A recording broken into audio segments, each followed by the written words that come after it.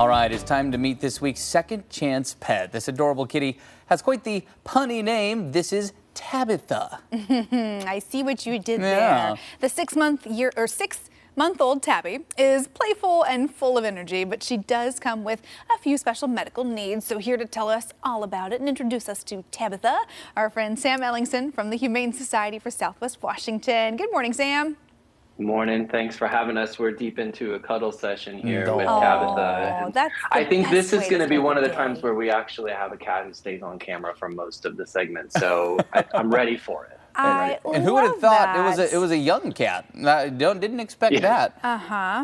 Yeah, absolutely. And what we have here is Tabitha in full-on cuddle mode, as we already said. She is playful as well, but this morning she's really just fully invested in spending some time on my lap. And you'll see a little bit as she moves around that she does have these pretty serious wobbles. So she has a condition called cerebellar hypoplasia. And what that means is we call it CH, which makes it a lot easier on me, so I don't have to say it over and over.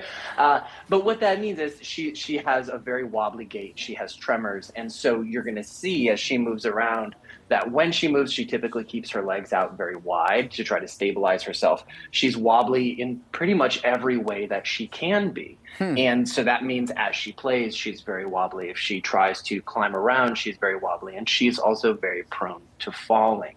So her family is going to need to make some special accommodations for her when she gets into that new loving home that she deserves. Okay. So does CH, from what I understand about CH, there is the potential for some, bonks on the head, just a little wobbly, but there's not as much in terms of, daily treatments or anything that you would have to keep up with. I think sometimes when people hear medical needs, they think lots of expensive things and vet visits and stuff like that. Yeah, right. So medical needs for her really is just going to mean that we're going to set up an environment in her home that's going to help her be as safe as possible. So you'll see, usually when we do these segments, here she comes. Usually when we do these segments, we have just our nice tile floor here. But for Tabitha, we put down a bunch of these grippy mats because she needs that in order to move around. So being in a home where there's some carpeted spaces would be really great for her. It's going to help her stay safe.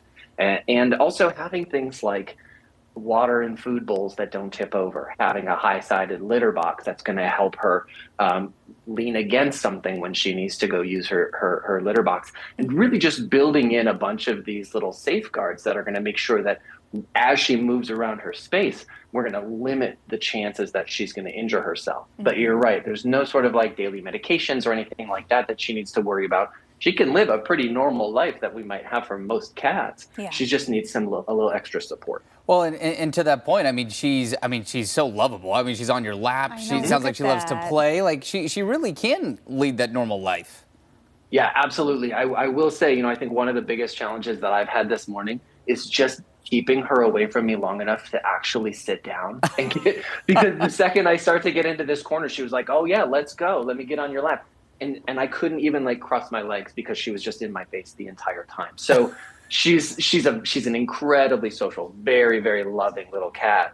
And she's going to do really great in a home and have that typical cat life. So if somebody's looking for a loving cat who wants to sit on the couch with them or snuggle on their lap, this could be the one. Oh, she just wants to love. I know, I love that. And she's still pretty young. Do we know, as far as, other cats, dogs, kids in the home, would that be okay? Yeah, we don't think there's any reason she couldn't go to a home with other cats or dogs or kids. We, of course, want her to meet any kids in advance. And we would want to make sure, because of her condition, that if there's a dog in the home, that it's a dog who's super respectful of cats, because she, of course, sometimes will have dogs who might want to chase or play. It's going to be very difficult for her to do those things because of her medical condition. You even see as she's crawling into my lap here, how she's sort of wobbling and falling down.